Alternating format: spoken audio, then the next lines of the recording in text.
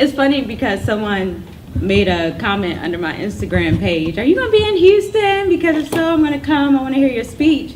And I was like, I got to say a speech? You know? So now, like, you have to excuse me if my thoughts all over the place. First of all, I'm very surprised by...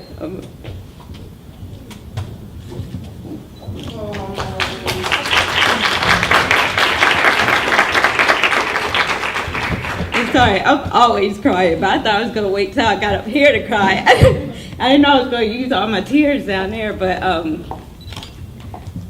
I just want to thank, first of all, Gina, for recognizing me.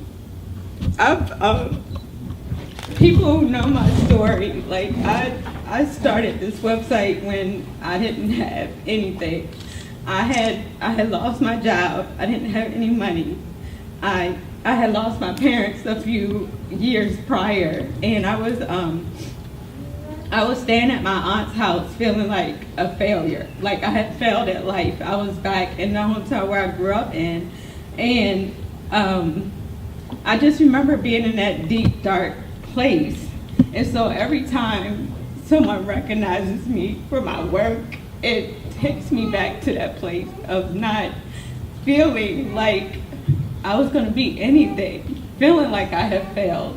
And it's been 6 years since I started my website.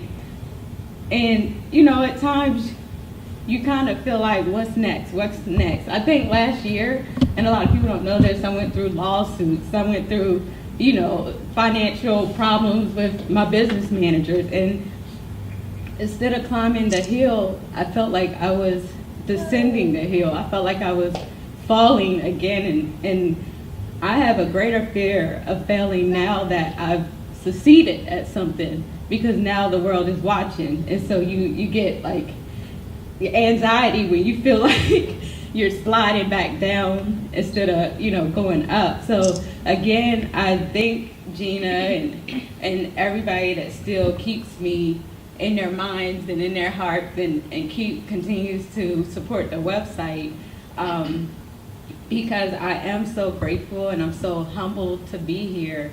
And I thank God every single day for just blessing me with this audience. And I thank the girls from the YBF, Natasha Eubanks and Angel from Concrete Loop, and Fresh from Punk and Punk and Disorderly Fantastical. She's changed the name a little bit. But I say this because those are my heroes, because those were the girls that let me realize that you can get online and you can actually create a website and make a career out of it. And I just wanted to tell a little story. I was 16 and I was at my grandmother's house, and Oprah was on television. And at the time, like, I never heard of Oprah before, and she was going from city to city, and she was doing motivational speeches.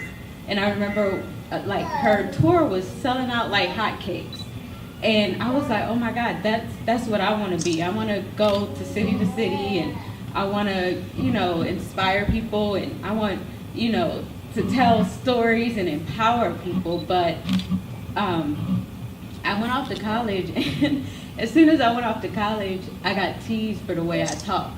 You know, I was very country. I didn't know how to pronounce words right, and like they almost shattered my dream because they would mock the way I spoke all the time.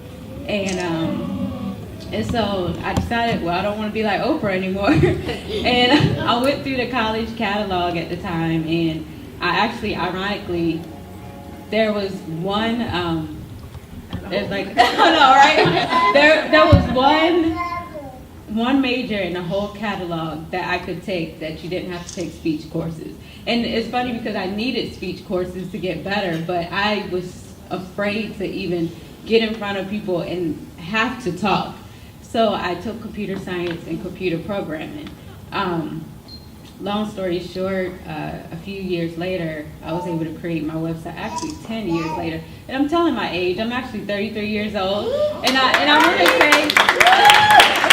want to say my age because I think sometimes, like, we get a certain age. I was almost 28 when I started my website, and a lot of people don't know that. They thought I was like 21 and so some people I believe look at my success and say, oh, she did it so young and it happened so fast for her. And I had a 10-year journey of sleeping on couches, being broke, going from friends to friend houses. And it's important for people to know, like, just because it doesn't happen when you want it to doesn't mean it's not going to happen. And that taught me a lot about God's timing versus my timing. Sometimes you got to be patient. You know, everything happens when it's supposed to. But I'm going back, I'm telling you, my thoughts are going to be all over the place. It's your night. Thank you. So I'm going back to being able to create this website, and I feel like, although I thought I was going to go city to city and empower women, and my journey's not over, maybe I will do that, you know.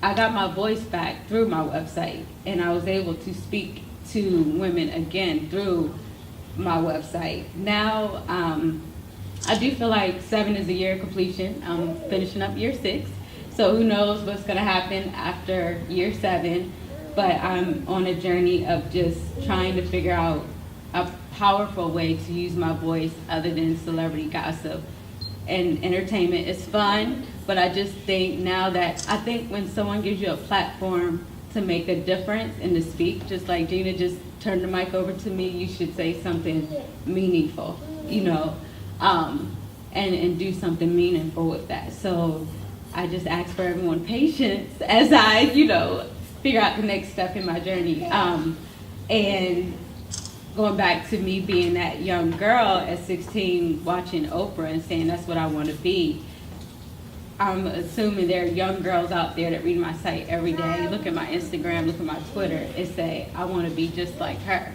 And it's crazy how just one person can say something that kills your dream. Like, so, and I say this because we really have to, like, you really have to be careful with the way your words affect people. And I think as celebrity gossip bloggers and entertainment bloggers, you know, sometimes we don't really realize how one thing that we may say about a celebrity or anybody can really affect their dream.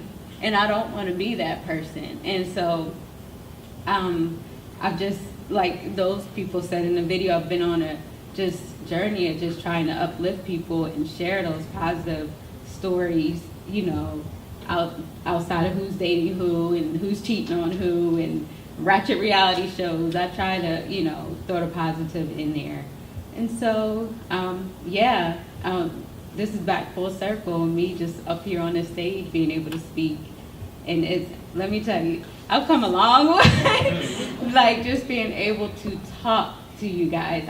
When I tell you I became mute, I would not talk in front of people. So I just thank you guys for listening and even being here. And I definitely want to dedicate this to all the bloggers in here. Like, keep pushing. I know sometimes, like, you know, a lot of people want to monetize. Sometimes it takes a while. Like, just keep pushing. Don't let anyone discourage you. It can be a very lonely place because it's so new and people don't know what it is, and they'll continue.